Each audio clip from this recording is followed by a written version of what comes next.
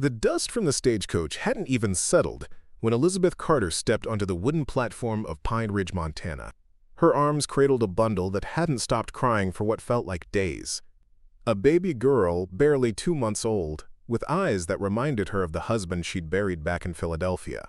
Before we jump back in, tell us where you're tuning in from, and if this story touches you, make sure you're subscribed, because tomorrow I've saved something extra special for you. The wind whipped mercilessly across the station platform, carrying with it the scent of pine and approaching snow. Elizabeth pulled her thin coat tighter around herself and little Hannah, her heart pounding with uncertainty and fear. This remote mountain town was supposed to be her salvation, not another dead end. "End of the line, ma'am," the stagecoach driver called, dropping her single trunk onto the weathered boards. "Someone meeting you?" Elizabeth forced a smile. "Yes, thank you." The lie tasted bitter on her tongue. The driver tipped his hat and climbed back onto his seat.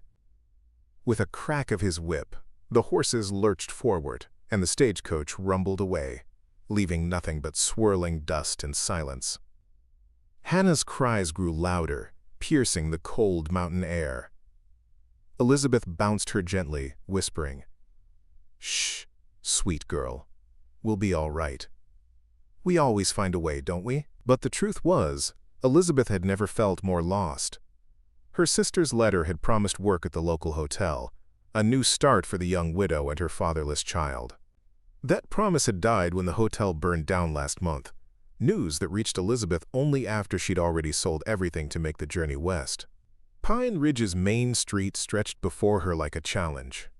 A general store, a saloon with peeling paint, a small church with a crooked steeple and scattered buildings that held little promise of welcome or work. The October air carried a warning of winter, and Elizabeth had nothing but $10 to her name. Hannah continued to wail, hungry and uncomfortable. Elizabeth felt tears threatening, but she forced them back. Crying wouldn't feed her baby or find them shelter. She picked up her trunk with her free hand and stepped onto the dusty street, her boots sinking slightly into the mud left by yesterday's rain. New in town? Elizabeth turned to see an elderly woman watching her from the porch of the general store, a broom held loosely in gnarled hands. "Yes, ma'am. Just arrived." The woman eyed Hannah with a mixture of sympathy and wariness. "That baby's been crying something fierce." "She's tired from the journey," Elizabeth said defensively, then softened. "And hungry, I expect." "Not much work in Pine Ridge these days," the woman said, leaning on her broom. "Especially not for women with little ones." Elizabeth straightened her shoulders. "I can do anything, ma'am. Cook, clean, sew. I was a school teacher back east before." She trailed off, the word widow still too painful to voice. The woman's face softened slightly. "Name's Mrs. Holloway. Emma Holloway." She studied Elizabeth for a moment longer, then sighed.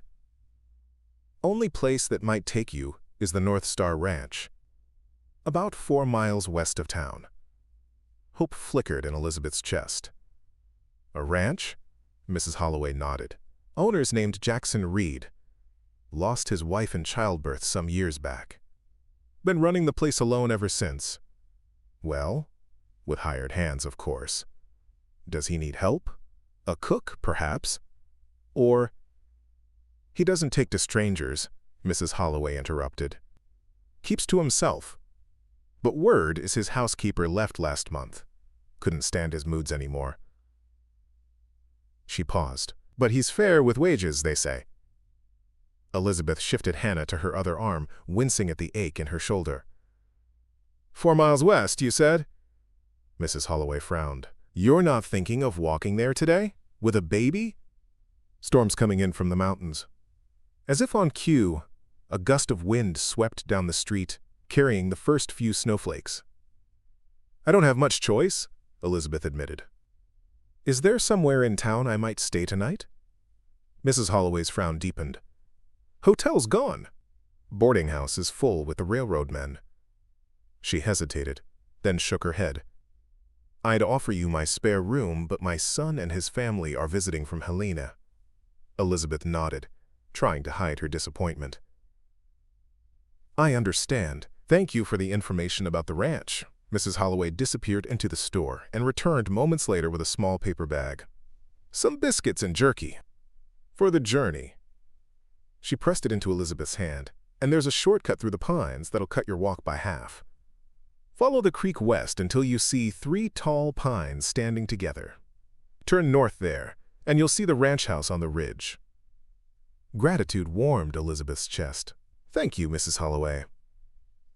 Preparing and narrating this story took us a lot of time, so if you are enjoying it, subscribe to our channel. It means a lot to us. Now back to the story. God go with you, child, the older woman said, her eyes lingering on Hannah. And that little one. The shortcut through the pines was beautiful but treacherous. The ground was uneven, roots and rocks threatening to trip Elizabeth with each step. Hannah had finally fallen into an exhausted sleep against her mother's chest. But Elizabeth knew the peace was temporary. Soon her daughter would wake hungry and cold. The snow was falling more heavily now, dusting the pine needles and Elizabeth's hair with white. Her fingers and toes had gone numb, and her trunk seemed to grow heavier with each step.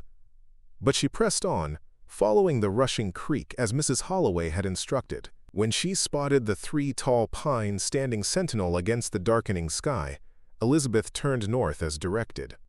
Her heart leapt when she crested a small hill and saw the North Star Ranch spread before her. It was larger than she'd expected.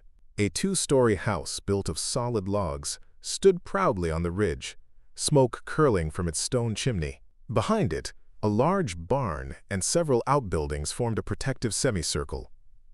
Fields stretched to the east, and to the west, pine forest climbed the mountainside.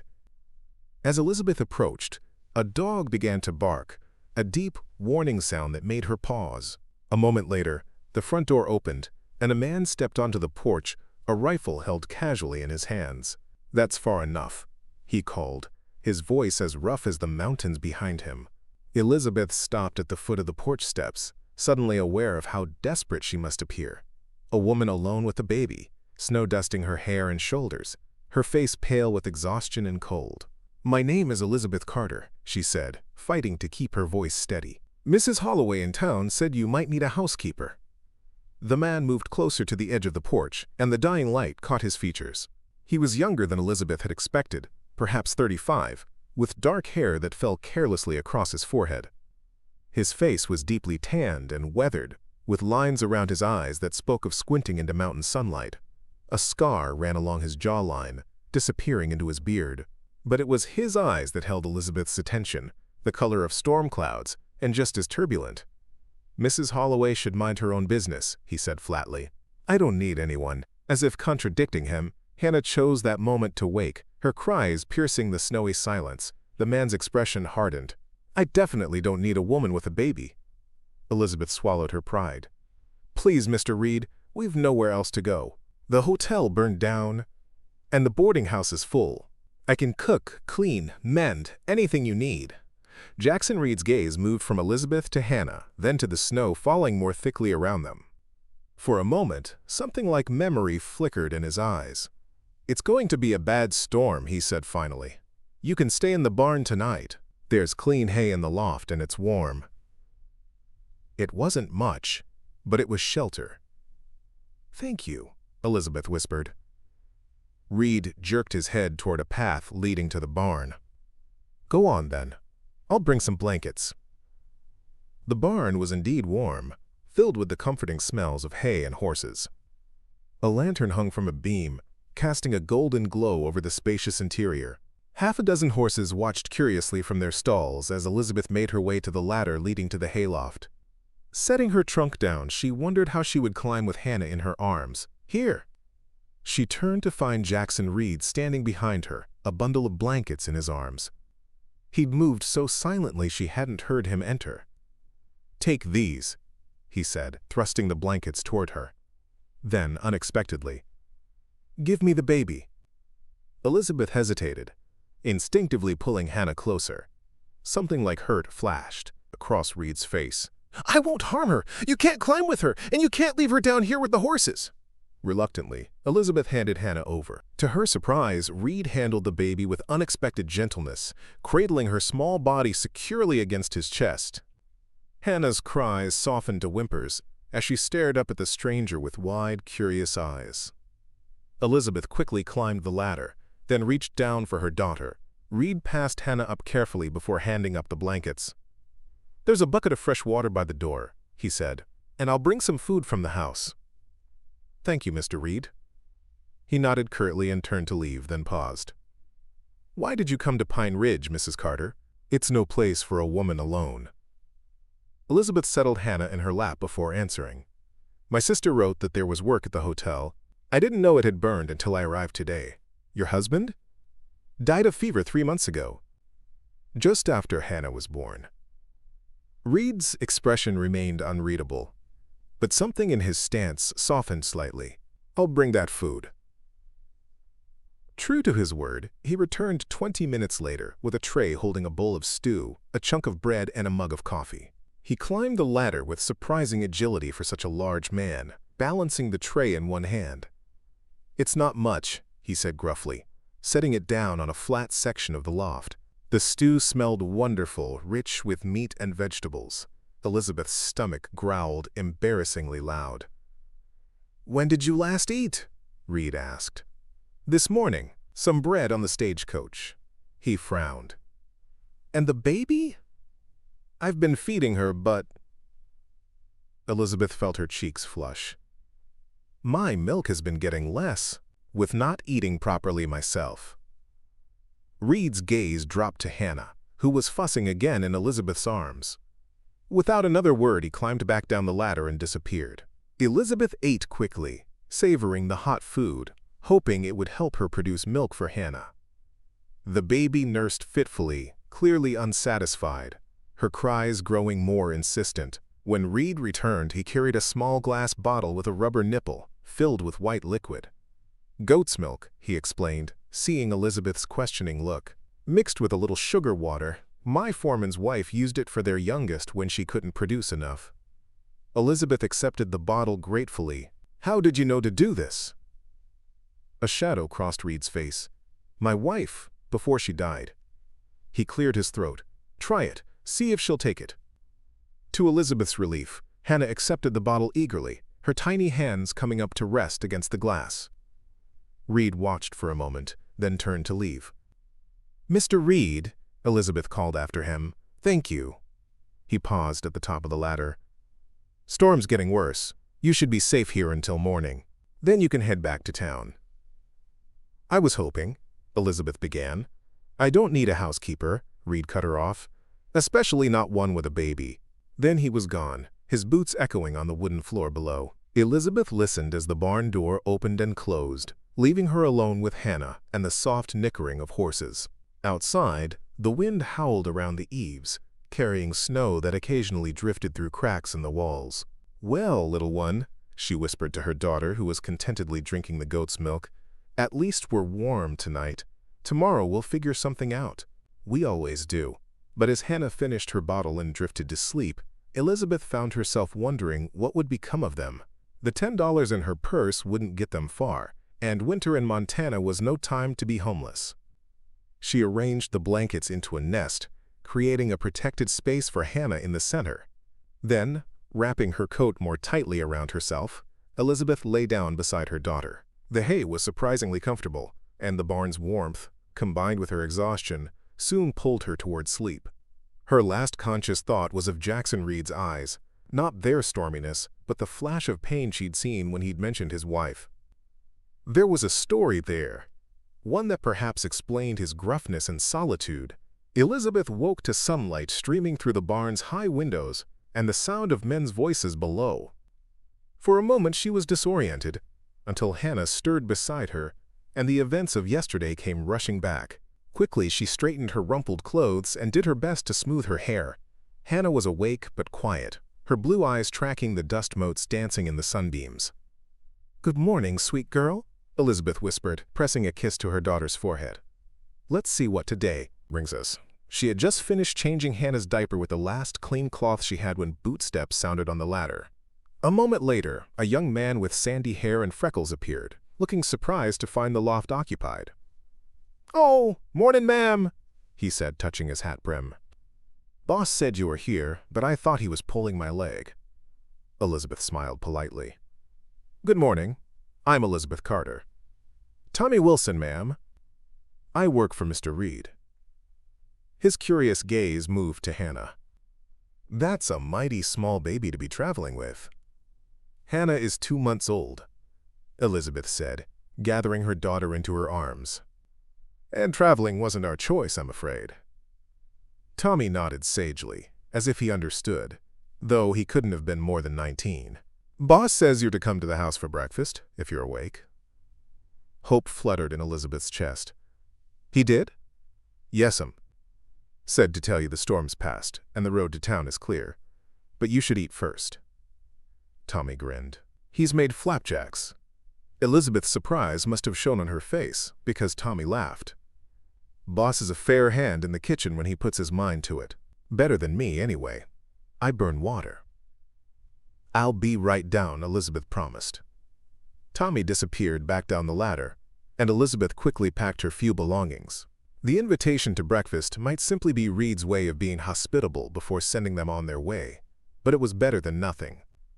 The morning was brilliantly clear, the storm having left behind a world transformed by snow. The ranch building stood out starkly against the white landscape, and the mountains to the west gleamed in the morning sun. Tommy escorted Elizabeth to the main house, carrying her trunk despite her protests. "No trouble at all, ma'am. It's not every day we get visitors, especially pretty ones." He led her to the back door, which opened directly into a large kitchen. The room was surprisingly bright and welcoming, with large windows and a massive iron stove that radiated heat. Jackson Reed stood at the stove, his back to them, flipping what smelled deliciously like sourdough pancakes. "Brought Mrs. Carter, boss," Tommy announced, setting down Elizabeth's trunk. Reed turned, spatula in hand.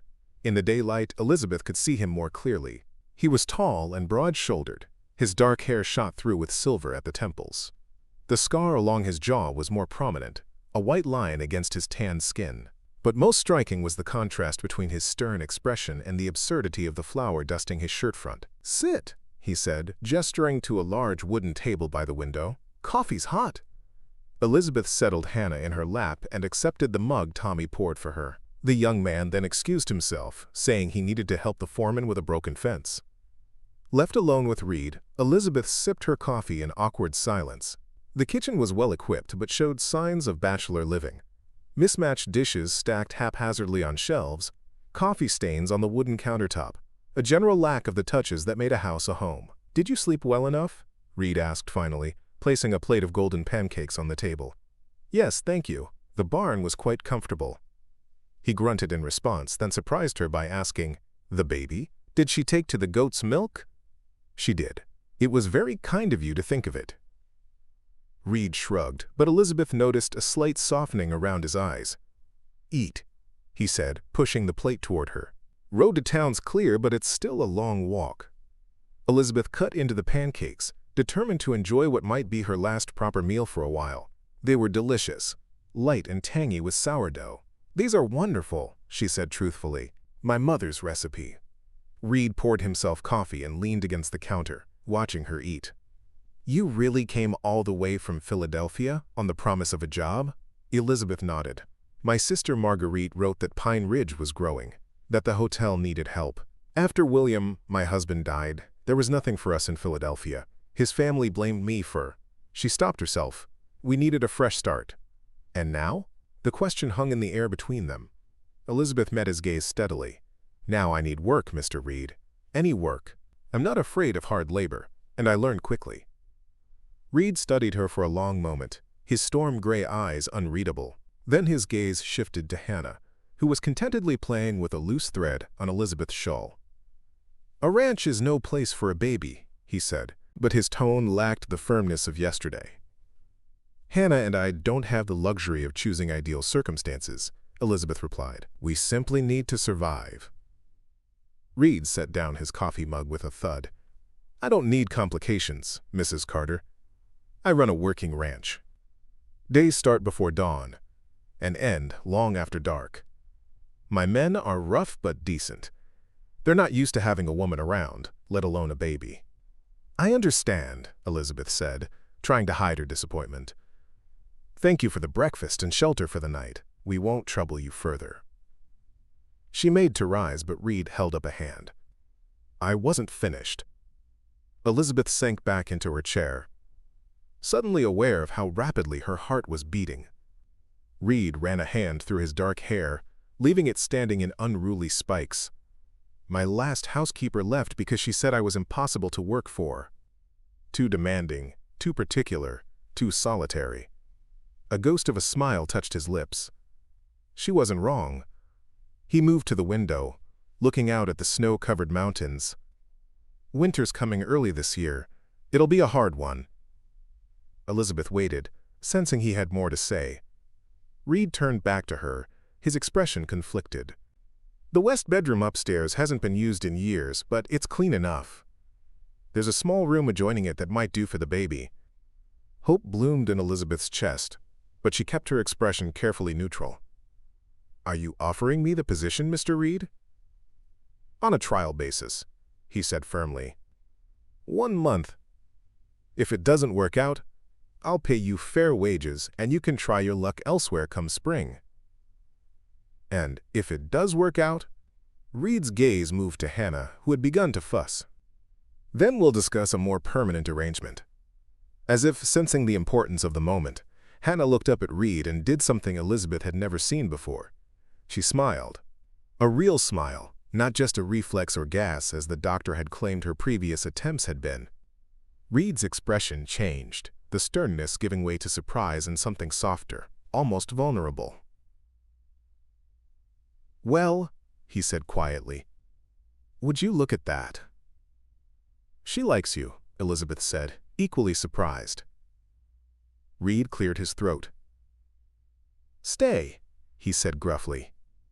At least if she smiles in the morning. The simple phrase held a weight that Elizabeth couldn't quite decipher, but she recognized the offer for the lifeline it was. Thank you, Mr. Reed. We'll do our best not to disappoint you. He nodded once, decisively. Jackson, he said. If you're going to be living in my house, you might as well use my given name. Jackson, Elizabeth repeated, testing the sound of it. And I'm Elizabeth. Something passed between them then, in the warm kitchen with the scent of sourdough and coffee lingering in the air. Not a promise, exactly, but a beginning. A possibility that neither had expected when the sun rose that morning. Outside, the Montana winter waited, harsh and unforgiving. But inside the North Star Ranch, 2 broken people and a baby had found, if not healing yet, at least a temporary shelter from the storm. The days passed quickly at North Star Ranch as Elizabeth settled into a routine. Rising before dawn, she prepared breakfast for Jackson and his men before they headed out to work the cattle and mend fences broken during the early winter storm. The kitchen, once a haphazard bachelor domain, began to take on a new character under her care, organized, efficient, and increasingly homelike. To her surprise, Jackson had been true to his word about the west bedroom. It was spacious and clean, with a large bed covered in a faded but well-made quilt and a window that looked out over the mountains. The adjoining room, once used for storage, made a perfect nursery for Hannah after Tommy and the ranch foreman, Caleb Anderson, cleared it out and helped Elizabeth move in a small dresser. It's not much, Tommy had said apologetically, looking around the simple space, but it's better than a hayloft, I reckon. Elizabeth had smiled at the young man who'd quickly become a friend. It's perfect, Tommy. Thank you. Now, a week after their arrival, Elizabeth stood at the kitchen stove, stirring a pot of beef stew while Hannah napped in a basket nearby. Outside, snow was falling again, adding to the thick blanket that already covered the ranch. November in Montana was proving to be every bit as harsh as she'd been warned, but inside the solid walls of the ranch house, Elizabeth felt an unexpected sense of security.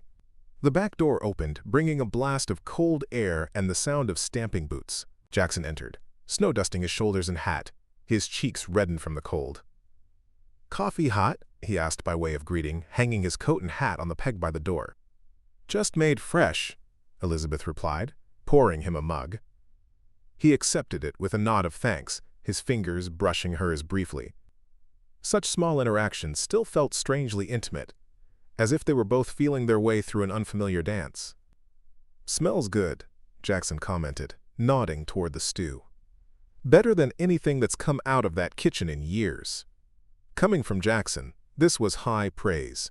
Elizabeth had quickly learned that the rancher was a man of few words and fewer compliments.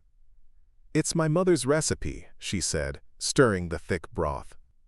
"She always said a good stew could warm a man from the inside out." Jackson's expression softened slightly. "Smart woman, your mother." She was. Elizabeth felt the familiar pang of grief. Her parents had died within months of each other 2 years earlier, leaving her with only William and then, briefly, her sister's letters. Hannah stirred in her basket, making the small cooing sounds that usually preceded waking. Jackson's eyes moved to the baby, and Elizabeth was struck once again by the mixture of wariness and fascination in his gaze whenever he looked at her daughter.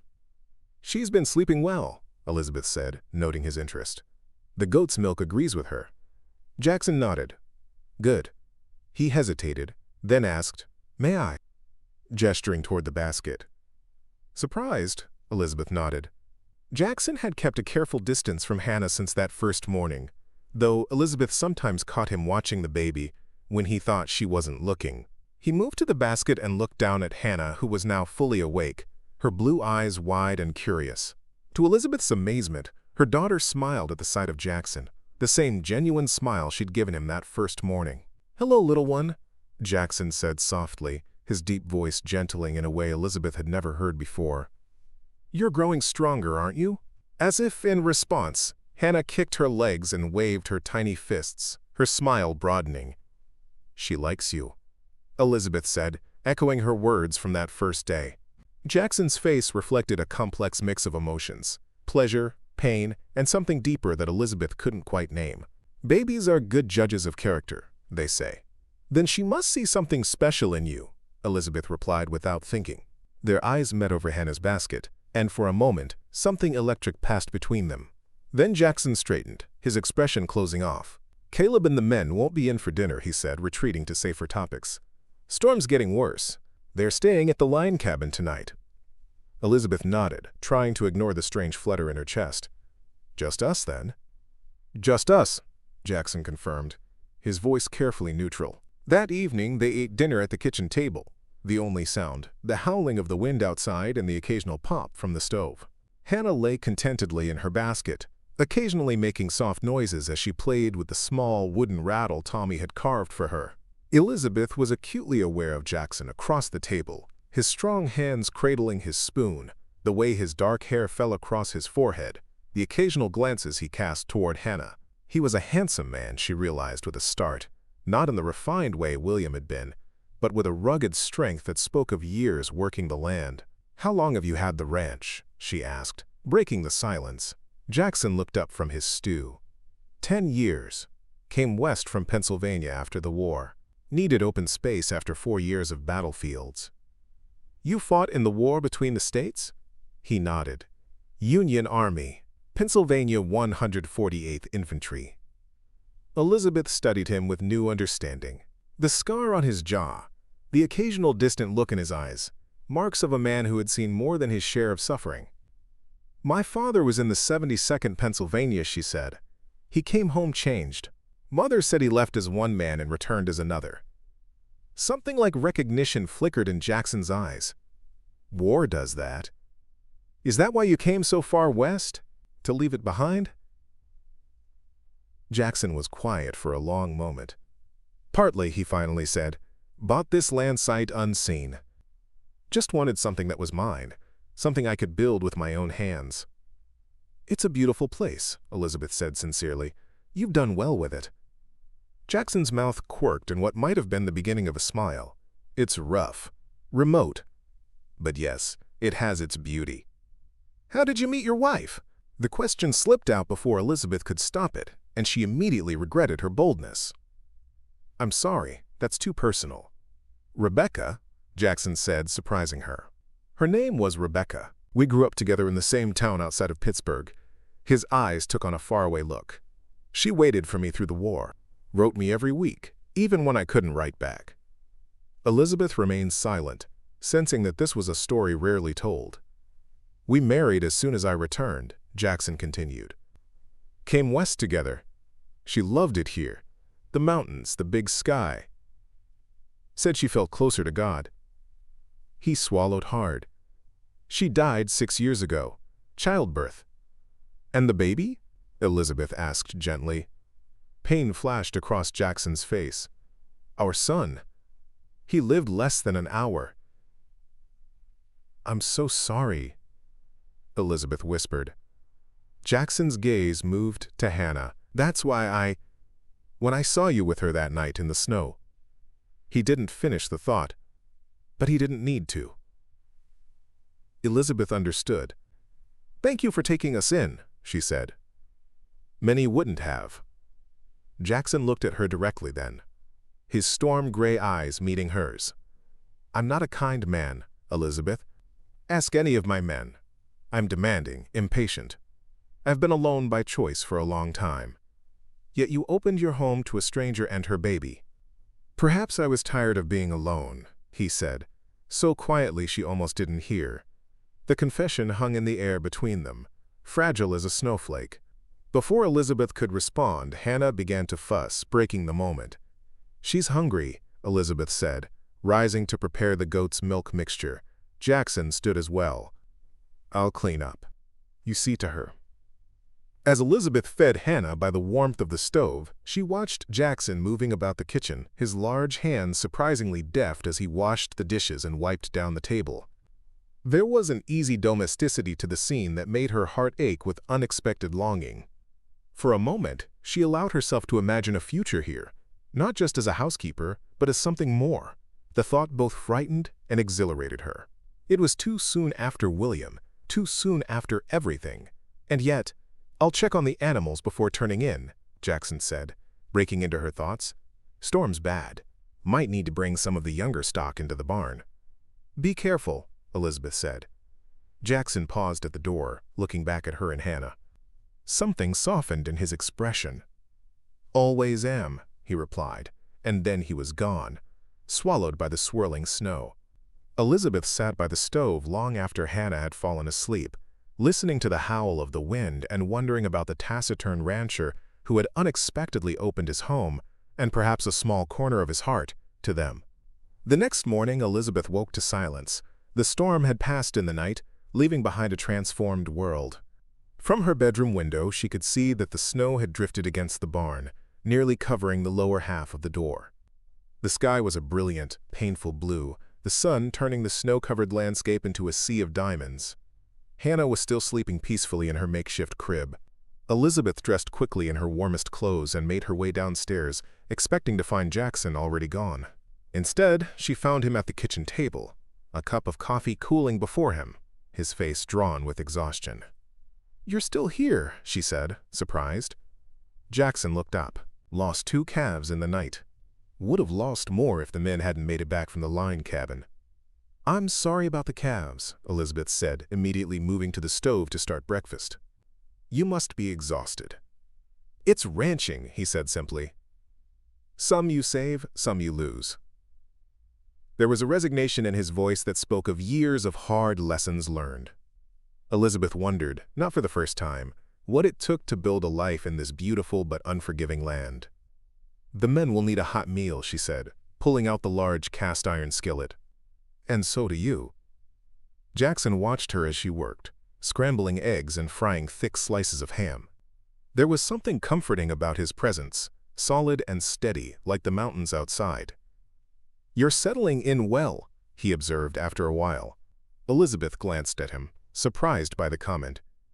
I hope so. I've tried to earn my keep. You have. Jackson hesitated, then added. The house feels different with you and Hannah here. Different good or different bad? Elizabeth asked, trying to keep her tone light. Different alive, he said simply. Before Elizabeth could respond, The back door burst open, and Tommy rushed in, his young face flushed with excitement. "Boss, you've got to come quick! Old Mary's stuck in a drift, and she's about to fall!" Jackson was on his feet instantly. "How far gone is she?"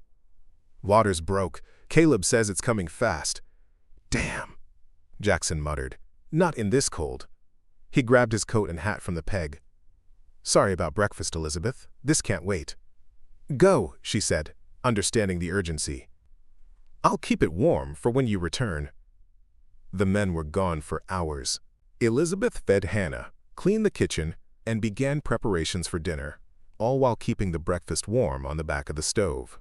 The sun climbed high in the sky, turning the world outside into a blinding expanse of white. It was mid-afternoon when she heard them returning, the sound of voices, the stamping of boots on the porch. When the door opened, it wasn't just Jackson and Tommy who entered, but also a tiny, spindly-legged foal, carried carefully in Jackson's arms. "Oh!" Elizabeth exclaimed, surprised. "Mayor didn't make it," Jackson said grimly, his face etched with fatigue and disappointment. "But the foal's alive." "Barely."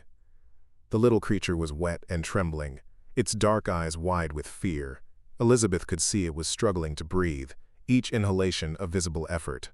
"Bring it by the stove," she said instantly, clearing a space on the floor.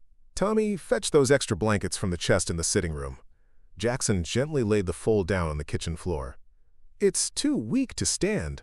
Won't take a bottle either." Elizabeth knelt beside the tiny horse, her heart aching at its fragility. "We need to get it warm and dry first." Tommy returned with the blankets, and together they gently rubbed the foal, working to stimulate its circulation. Hannah, who had been napping in her basket, woke and began to fuss, curious about the newcomer in her kitchen. "I'll take her," Tommy offered, carefully lifting the baby. "You two work on the little fella."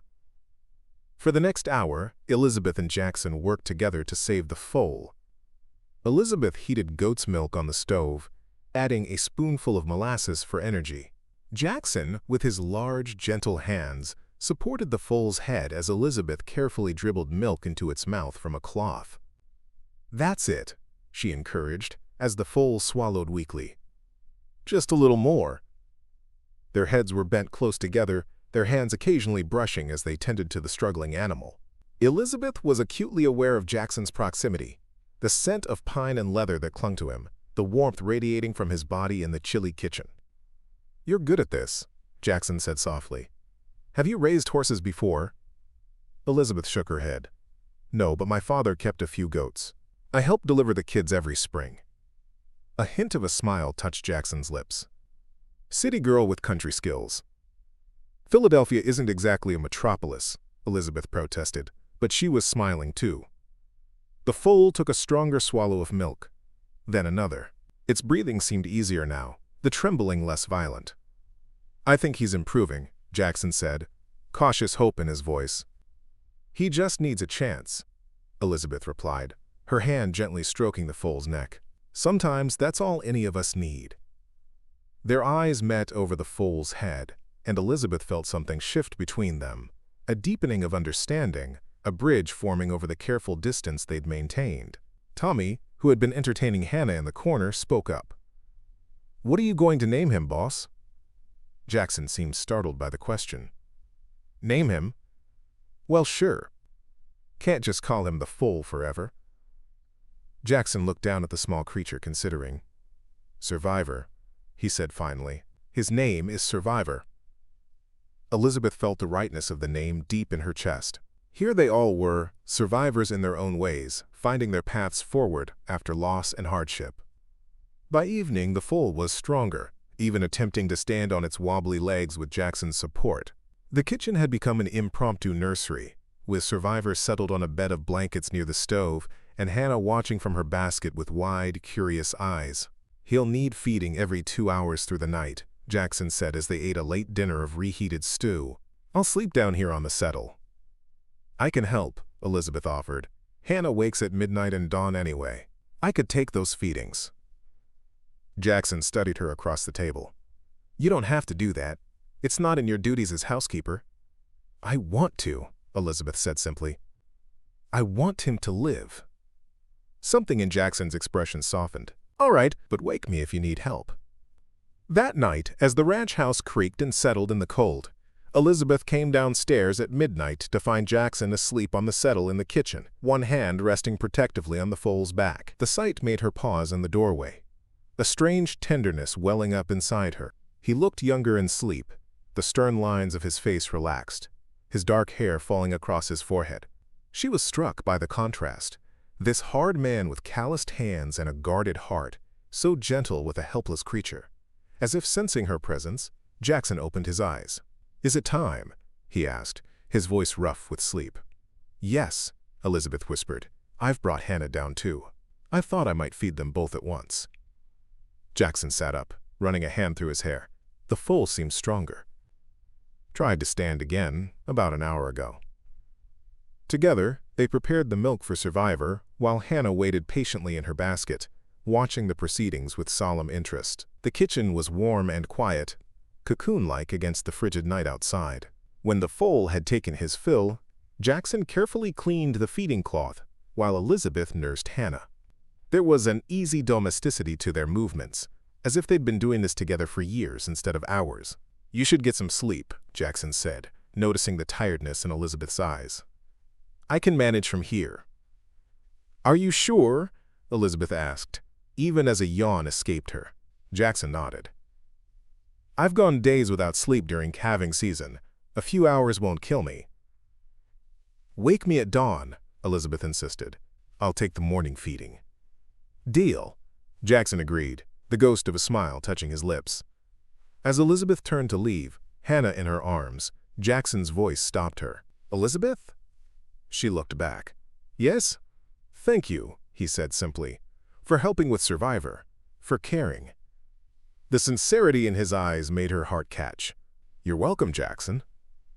As she climbed the stairs to her bedroom, Elizabeth realized something had changed between them. In caring for the vulnerable foal together, some of the careful walls they'd both built had begun to crumble. Over the next week, Survivor grew stronger under their care. The kitchen remained his nursery, though Jackson built a small pen to contain him as he became more mobile.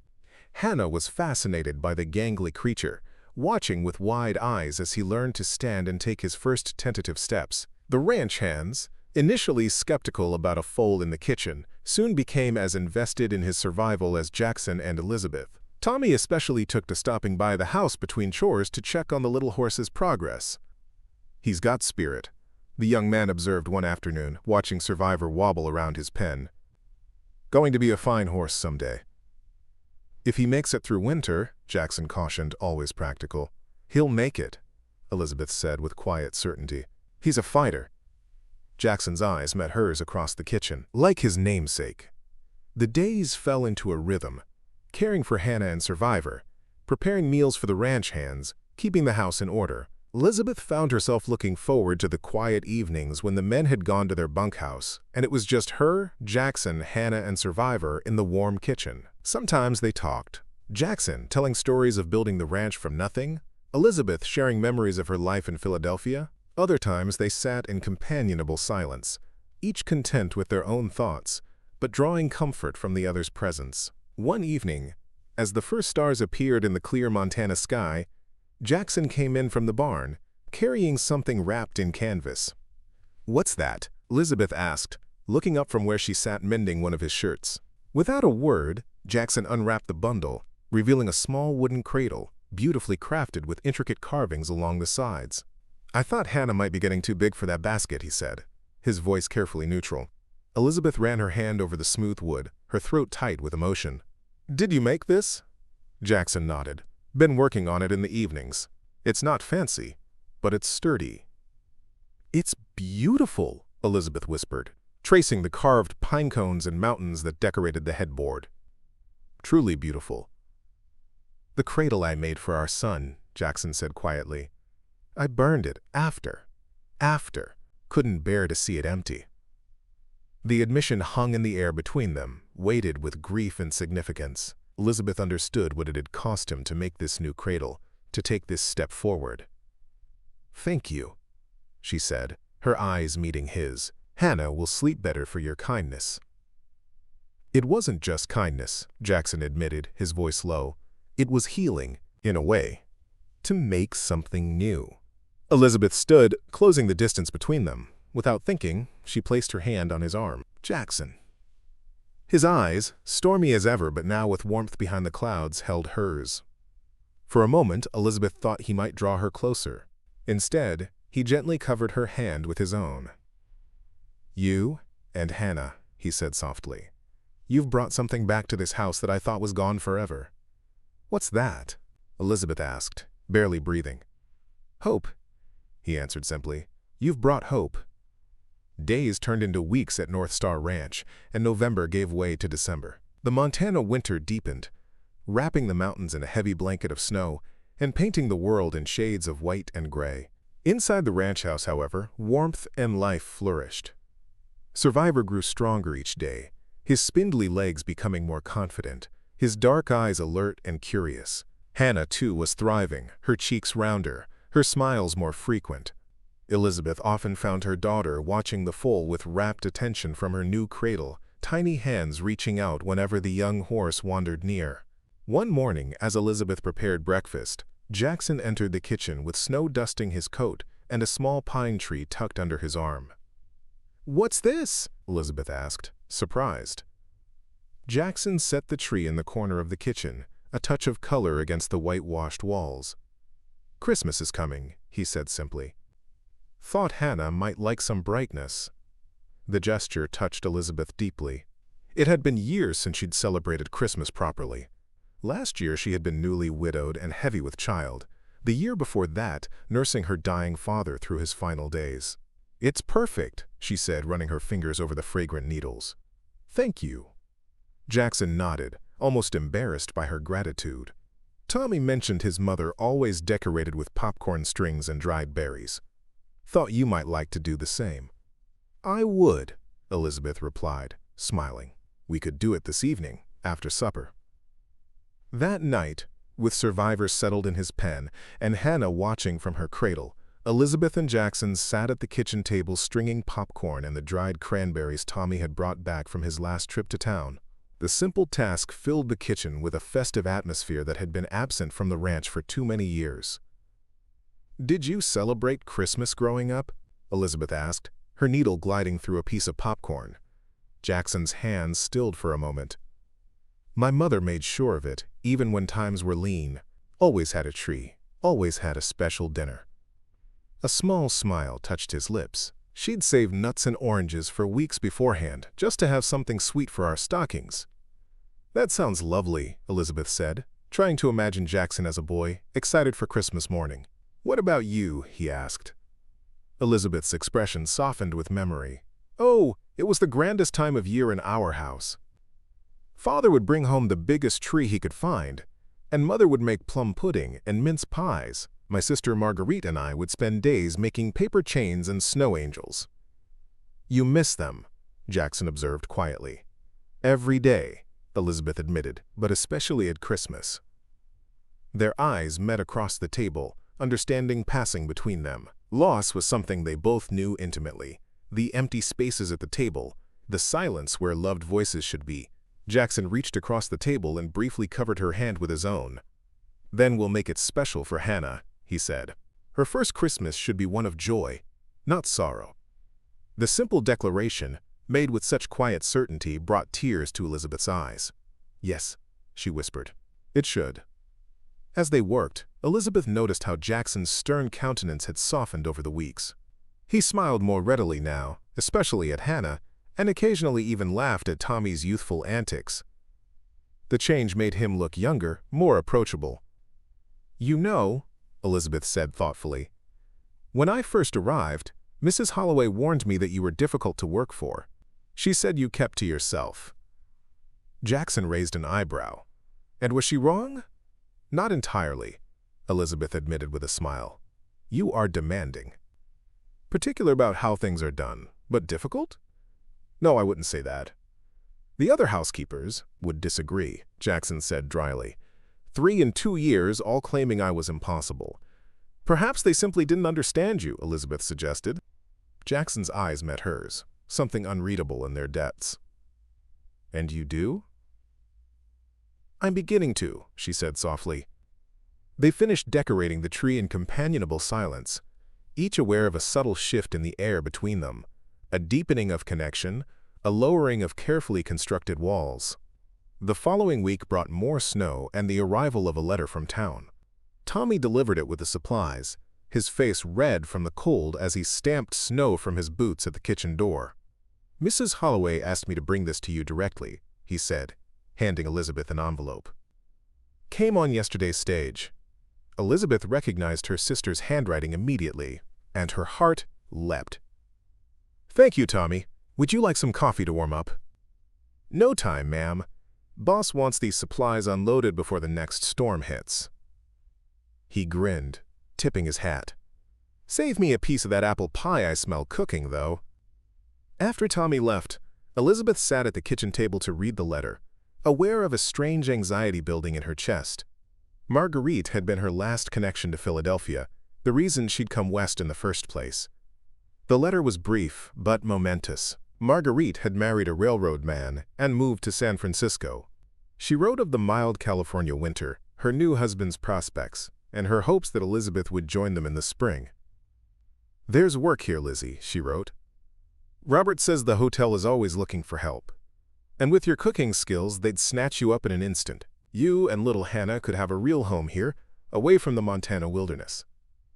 Elizabeth stared at the words, unsure how to feel. 2 months ago, such an invitation would have seemed like salvation, a chance for stability, for connection to her only remaining family.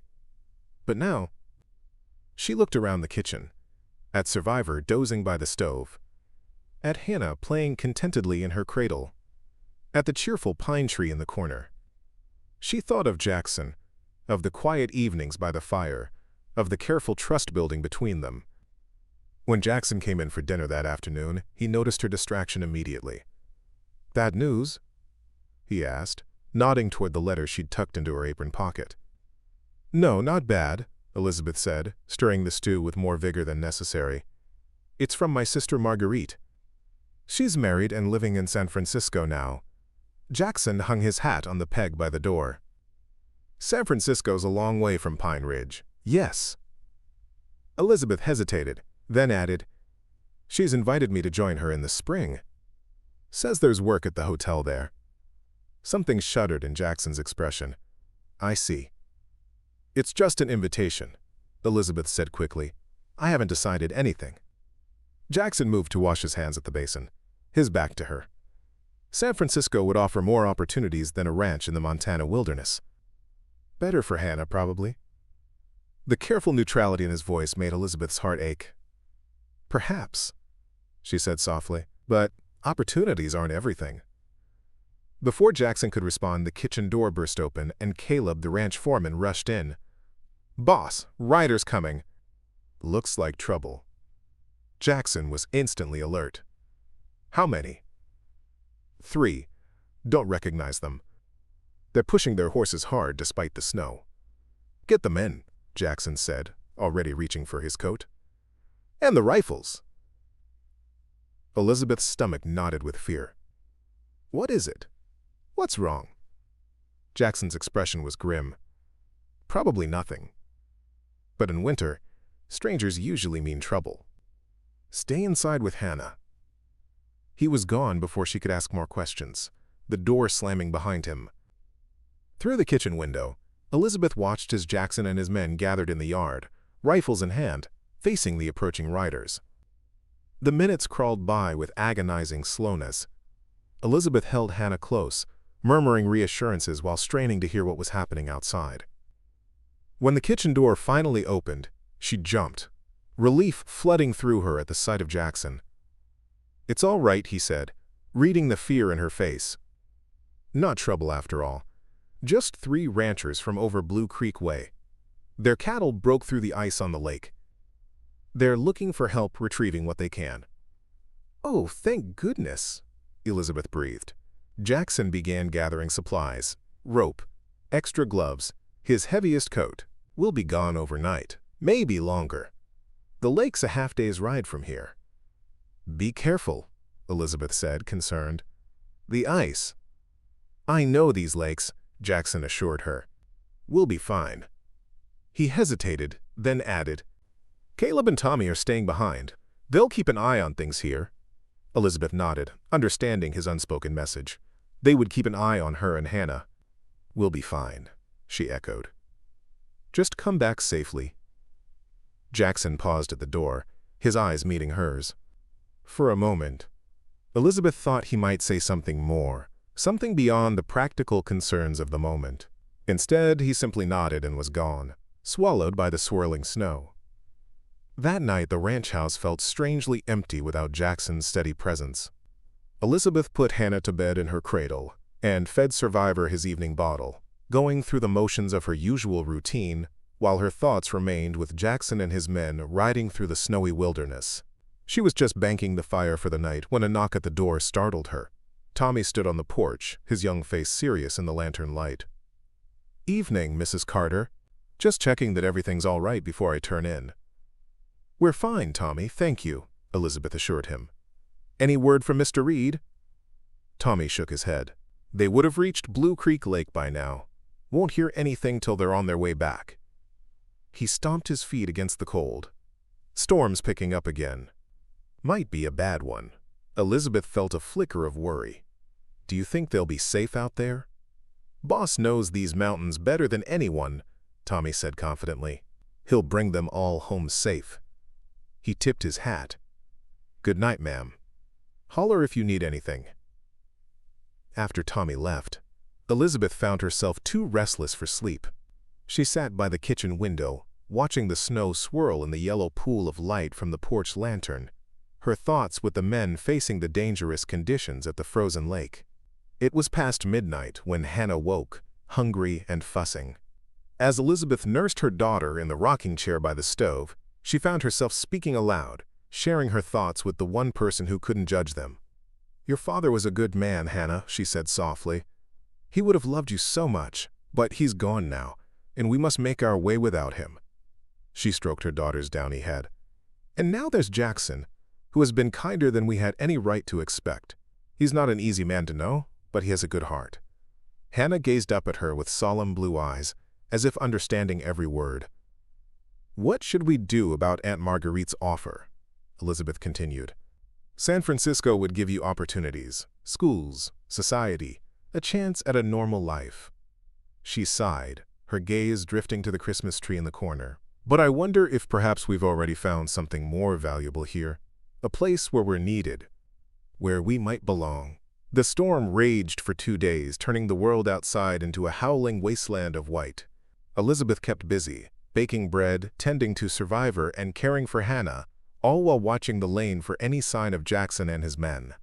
On the third morning, as she was preparing breakfast, Tommy burst into the kitchen, his face alight with relief.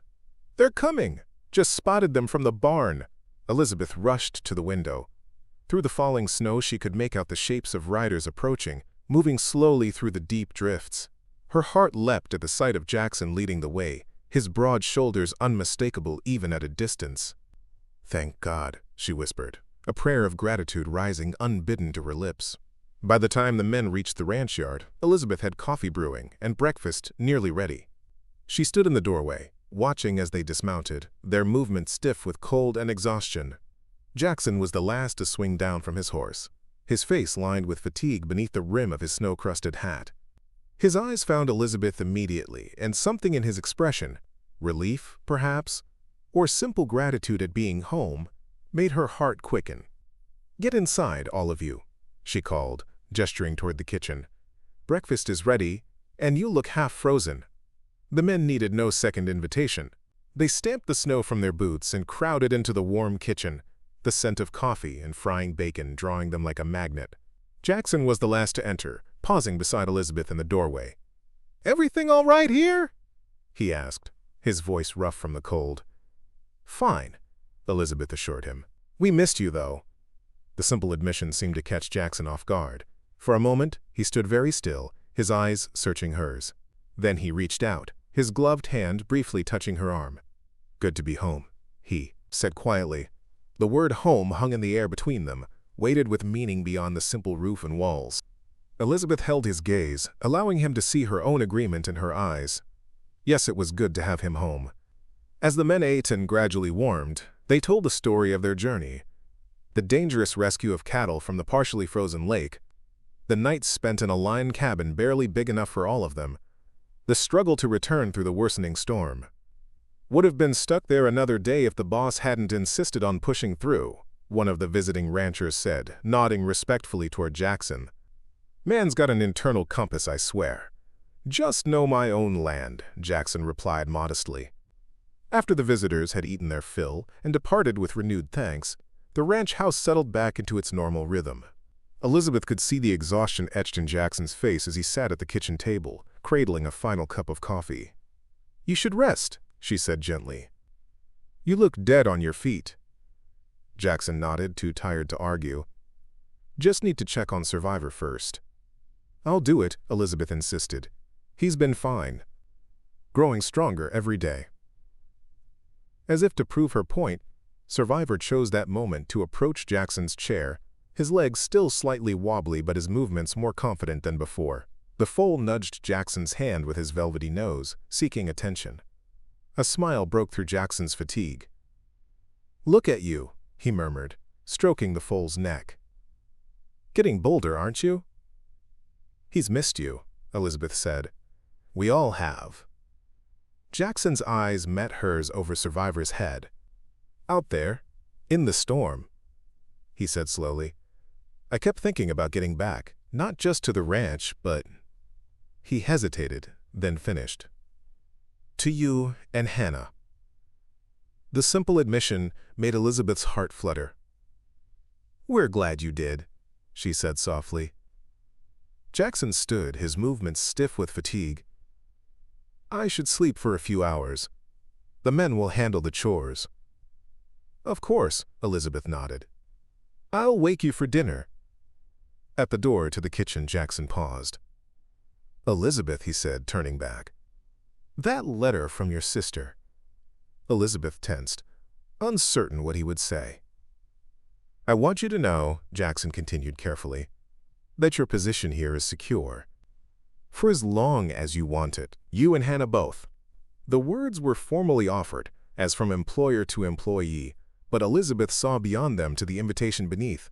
Stay, not just as a housekeeper, but as something more. "Thank you, Jackson," she replied, meeting his gaze directly. "That means a great deal to us." A look of understanding passed between them, an acknowledgement of feelings neither was quite ready to name.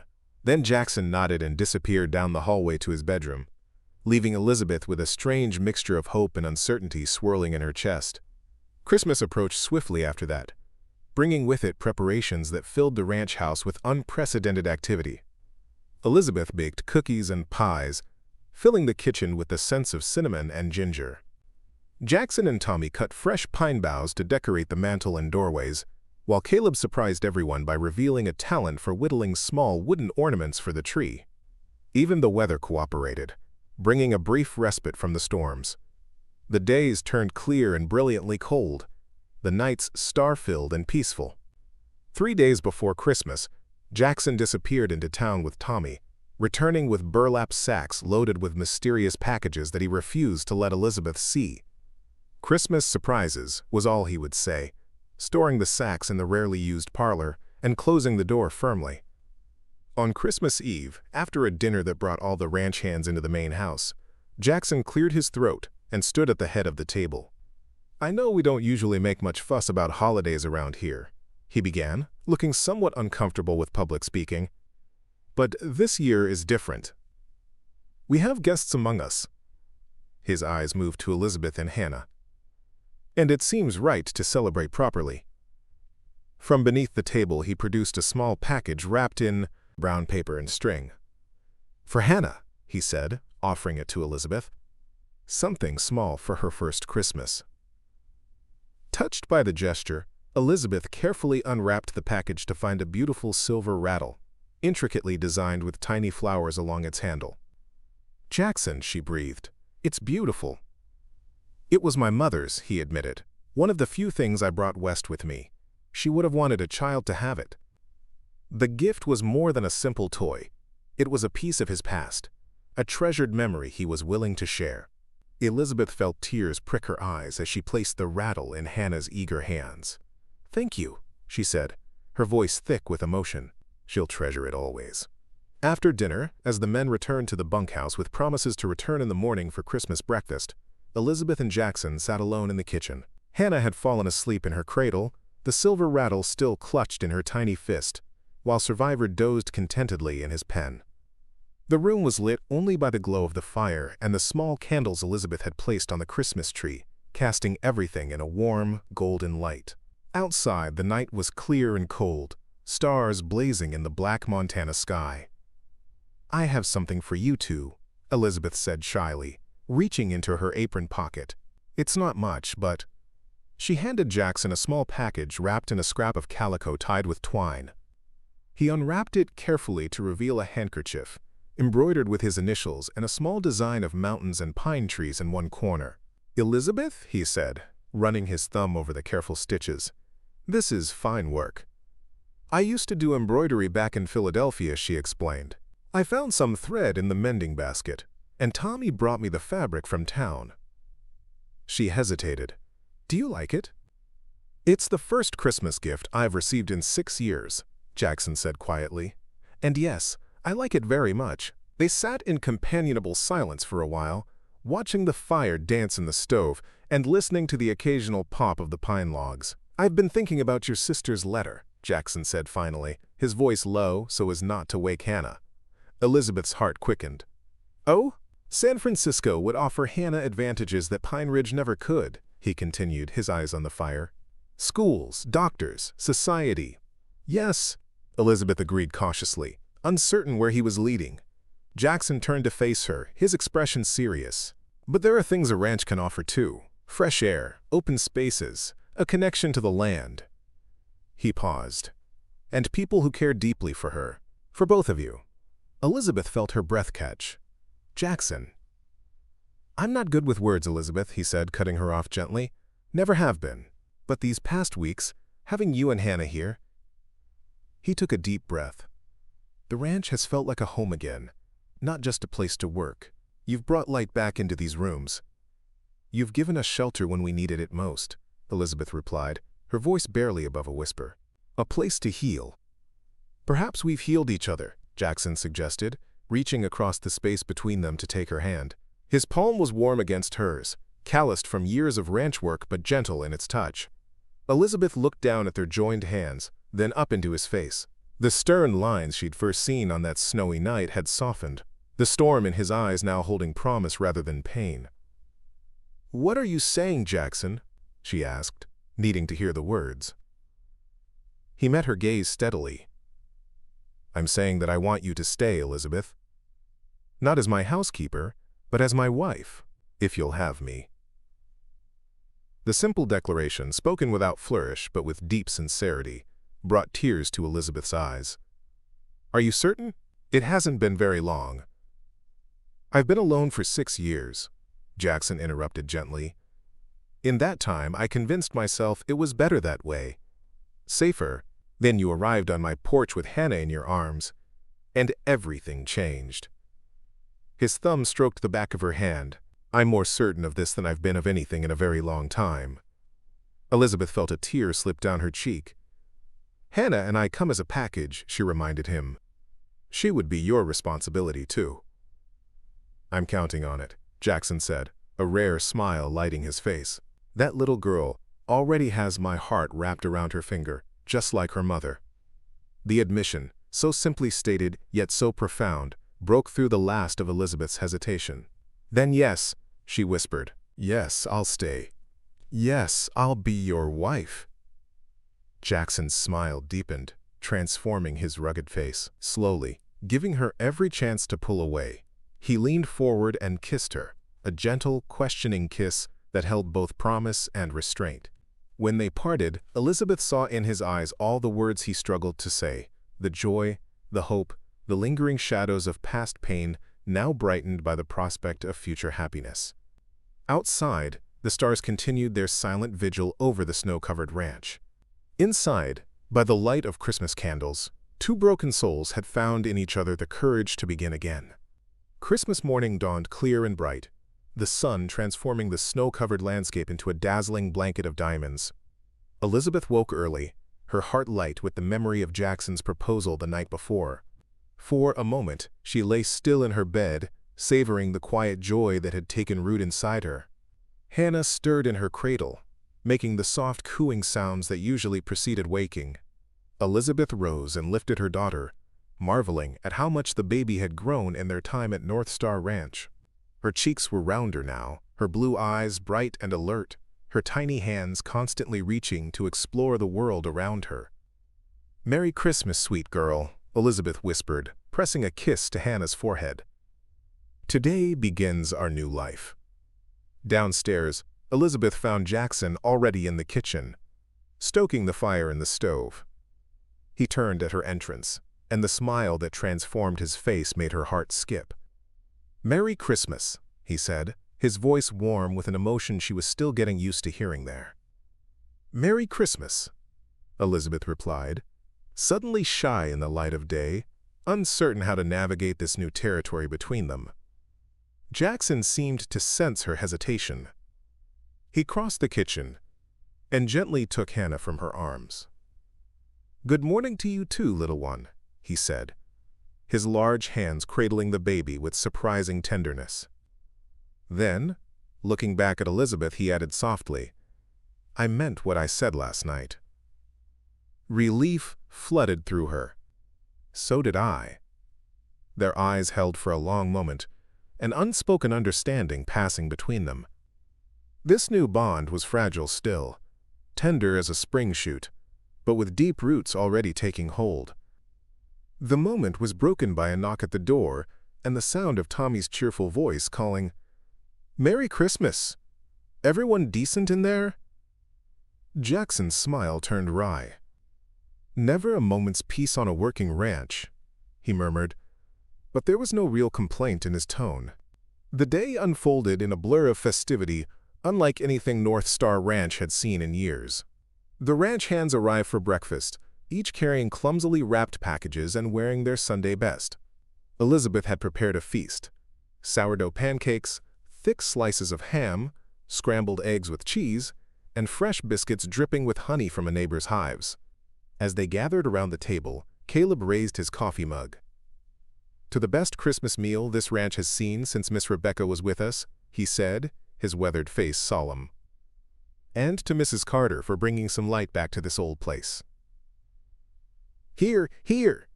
Tommy echoed enthusiastically, while the other men nodded in agreement.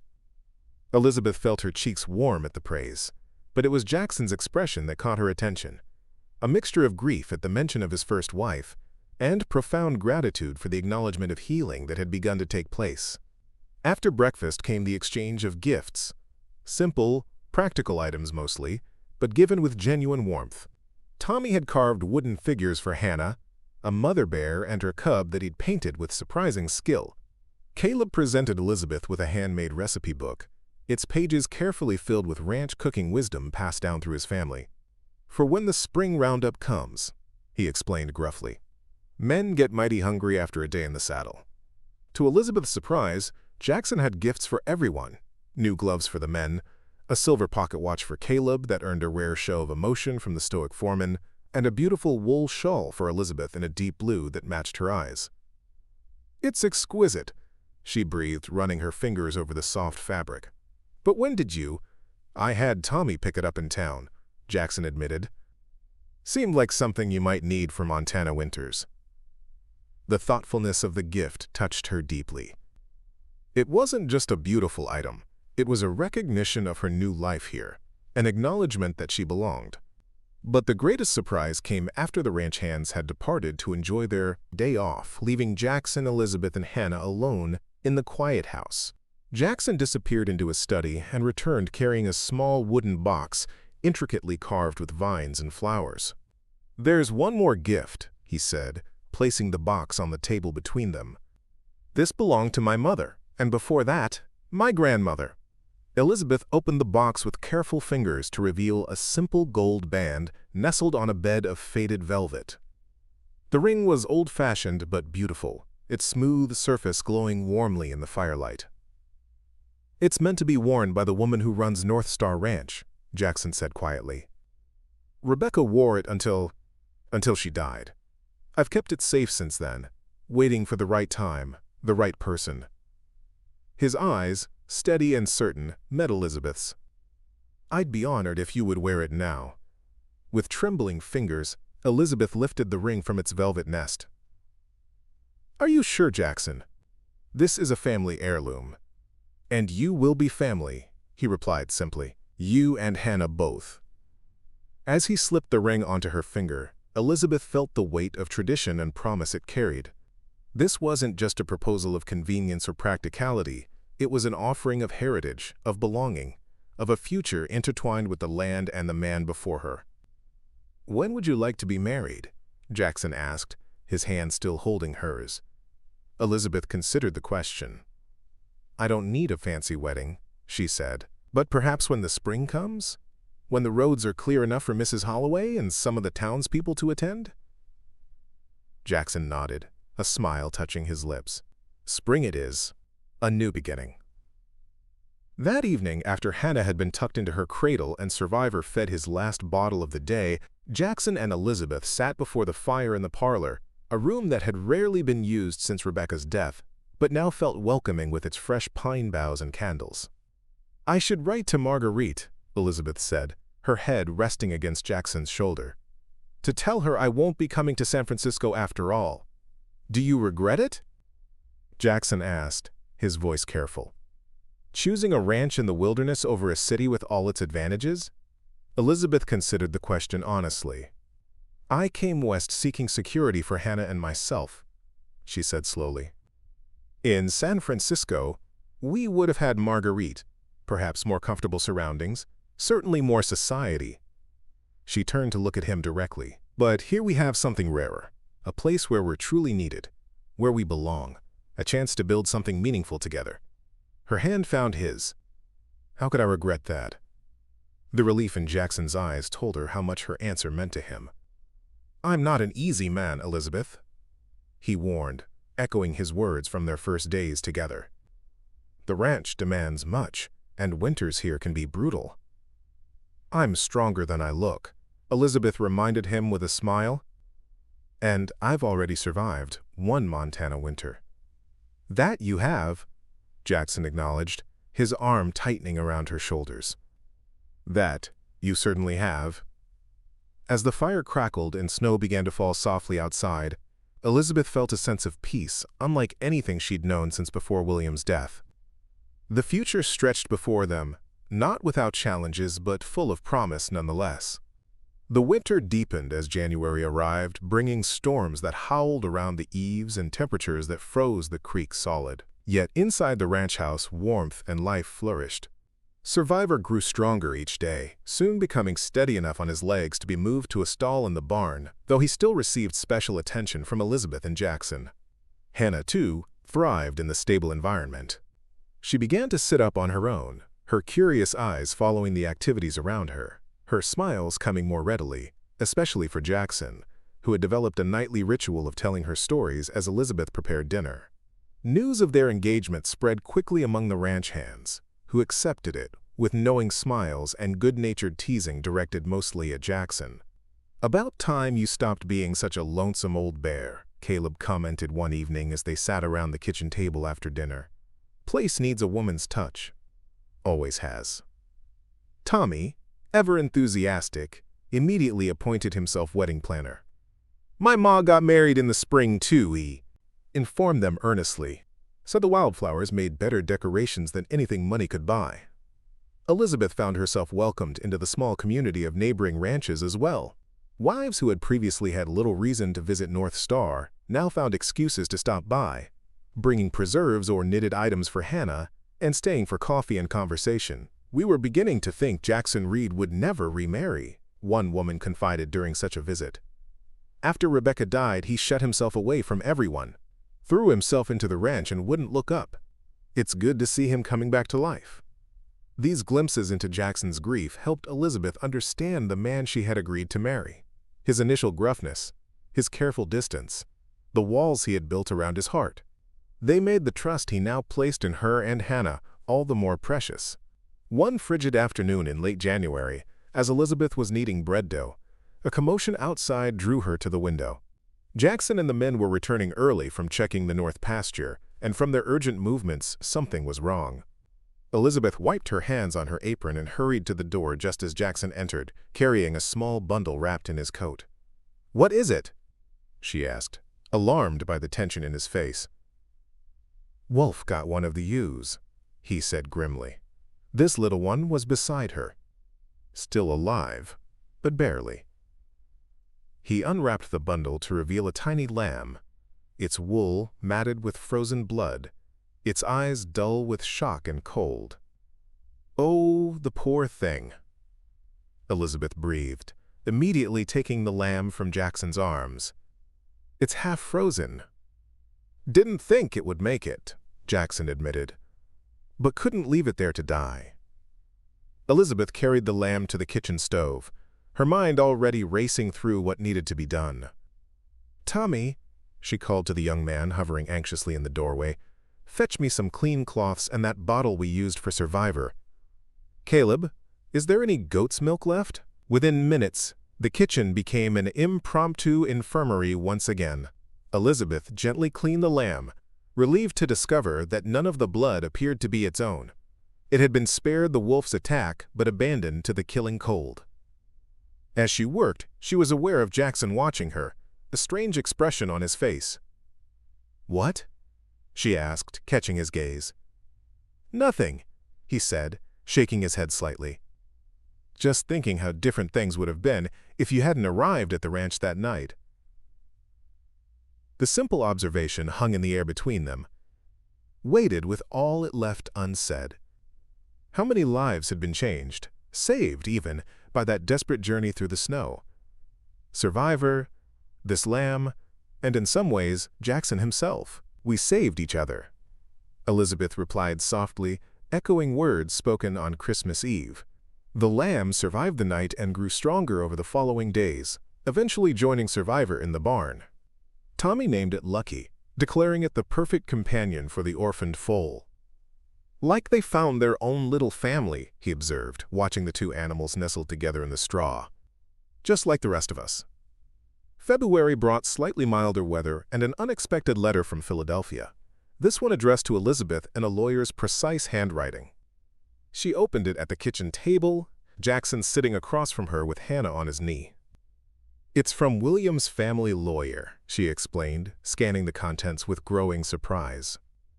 "Apparently, William's uncle has died, and he left a small inheritance to Hannah as his great-niece." Jackson raised his eyebrows. "How small is small?" $500, Elizabeth said, still stunned by the figure. "To be held in trust until her 21st birthday, but with provisions for her education before then." "That's a considerable sum," Jackson observed. "It could pay for schooling in Pine Ridge when she's older, maybe even college somewhere back east if she wants it." Elizabeth looked up from the letter, struck by his immediate focus on Hannah's future rather than how the money might benefit the ranch. "You've already thought about her education?" A flush crept up Jackson's neck. "Well, yes. A child should have opportunities. My mother always said education was the one thing no one could take from you." The casual admission that he had been planning a future not just with Elizabeth but with Hannah as his daughter filled her with a warmth that had nothing to do with the kitchen stove. "Your mother sounds like a wise woman," she said, reaching across the table to take his hand. "She would have liked you," Jackson replied, his voice gruff with emotion. "Strong, practical, not afraid of hard work." His eyes met hers. "Beautiful too, though she wouldn't have said that part out loud." Elizabeth felt her cheeks warm at the unexpected compliment. Even now, months into their relationship, Jackson's rare expressions of admiration caught her off guard. As February gave way to March, signs of spring began to appear even as winter maintained its grip on the mountains. The days grew longer, the sun stronger, and patches of ground emerged from beneath the melting snow. Inside the ranch house, preparations for the wedding took shape. Elizabeth worked on a new dress in the evenings, fashioned from a bolt of cream-colored wool that Jackson had ordered from the dry goods store in Pine Ridge. It was a simple design, practical for a ranch wife, but she embroidered the collar and cuffs with tiny blue forget-me-nots, a touch of beauty for her special day. Something old, something new, something borrowed, something blue, Mrs. Holloway recited during a visit to discuss the wedding plans. You've got new with the dress, blue with the embroidery, and old with Jackson's mother's ring. Now you just need something borrowed. She can borrow my lace handkerchief, offered Mrs. Anderson, Caleb's wife. I carried it at my own wedding 30 years ago. Brought me luck. Still married to the old grump, aren't I? The camaraderie of these women, their practical advice and genuine affection, helped ease Elizabeth's occasional moments of doubt. Was she doing the right thing, marrying so soon after William's death? Would she be a good wife to Jackson, a good mistress to North Star Ranch?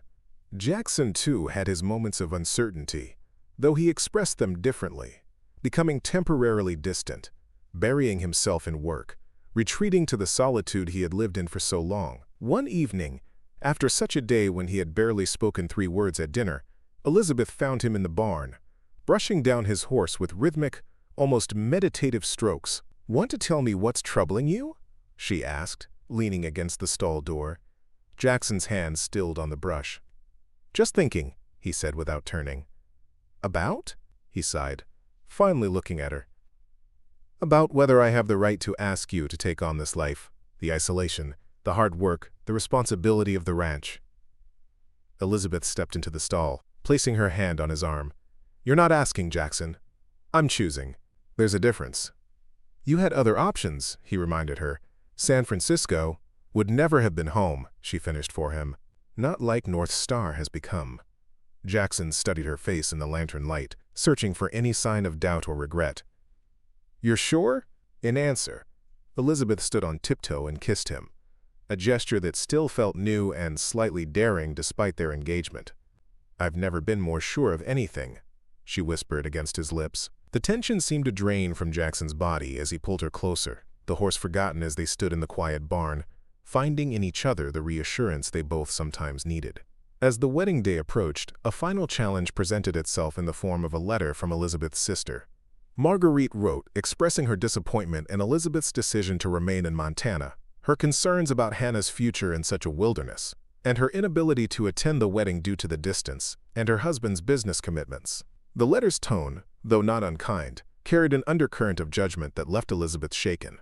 Marguerite was her only remaining family. Her absence would leave a hole in the celebration. "We could postpone," Jackson offered when Elizabeth shared the letter with him. "Give her more time to arrange the journey." Elizabeth shook her head, touched by his willingness to wait but certain of her decision. "No, our family is here now. You, me, Hannah, the men who've welcomed us so warmly. Marguerite has made her choice, just as I've made mine." The day of the wedding dawned clear and mild, as if Montana had decided to offer a glimpse of the spring to come as a wedding gift. Wildflowers had begun to appear in sheltered spots around the ranch, and Tommy had gathered them by the armful to decorate the main house. Mrs. Holloway arrived early, bringing with her the minister from Pine Ridge's small church and a cake she had baked herself. Neighboring ranchers and their families began to arrive soon after, their wagons and horses filling the yard in a show of community support that moved Elizabeth deeply. In the bedroom that would soon officially be hers, Elizabeth dressed with careful hands, smoothing the cream wool over her hips and adjusting the embroidered collar. Hannah, now nearly 7, as the older woman's hands worked deftly, twisting Elizabeth's dark hair into a simple but elegant style adorned with a few tiny wildflowers, Elizabeth's thoughts drifted to the journey that had brought her to this moment. From desperate widow on a snowy porch to beloved bride, it seemed both impossible and inevitable. "There," Mrs. Holloway said at last, stepping back to admire her work. "Perfect." A final knock at the door revealed Tommy, dressed in his Sunday best, his sandy hair slicked down with water in a failed attempt to tame its cowlicks. "Everyone's ready, Mrs. Carter," he announced, then grinned. "Soon to be Mrs. Reed." Elizabeth picked up Hannah, who was wearing a little white dress that Mrs. Anderson had helped sew. "Then I suppose we shouldn't keep them waiting." The ceremony itself was simple and brief, conducted in the parlor with the ranch hands and neighboring families gathered as witnesses. Jackson stood by the fireplace, looking uncharacteristically nervous in a clean black suit that Elizabeth suspected hadn't been worn since Rebecca's funeral. But when their eyes met as she entered the room, all nervousness seemed to fall away from both of them. In its place was a certainty, a rightness that transcended the ceremony itself. They spoke their vows clearly, promising to love and honor each other through all the seasons to come. When Jackson slipped the gold band onto Elizabeth's finger for the second time, this time as a wedding ring rather than an engagement token, his hands were steady, his eyes full of a quiet joy that matched the feeling in her own heart. "I now pronounce you man and wife," the minister declared, beaming at the couple before him. "Mr. Reed, you may kiss your bride." Jackson's kiss was gentle but sure, a promise sealed before their community of friends. When they turned to face the room as husband and wife, Elizabeth holding Hannah in her arms, the applause was enthusiastic and genuine. The celebration that followed was everything a ranch wedding should be. Abundant food prepared by neighboring wives, music from a fiddle played by one of the hands, dancing that grew more energetic as the afternoon wore on. Through it all, Elizabeth found herself watching Jackson, marveling at the transformation in the stern, solitary man who had grudgingly offered her shelter on a snowy night. He smiled more easily now, laughed at Tommy's jokes, even took a turn dancing with Mrs. Holloway, while Elizabeth clapped in rhythm with Hannah on her lap. Yet there remained a core of quiet strength in him, a steadiness that Elizabeth had come to rely on.